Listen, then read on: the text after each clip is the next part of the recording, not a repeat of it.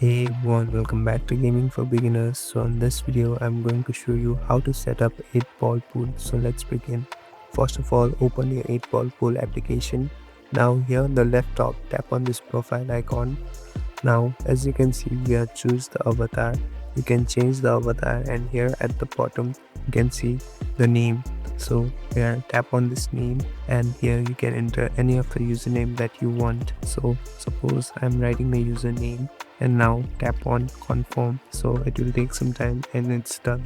The next thing here you can do is here on the bottom, tap on the settings icon, slowly scroll downwards, and here there are a lot of settings that you can make changes on.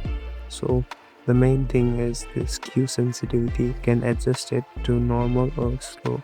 That will make the game even better. So these two other things are the main thing to set up 8-ball pool. Thank you for watching this video. I hope this video helps you.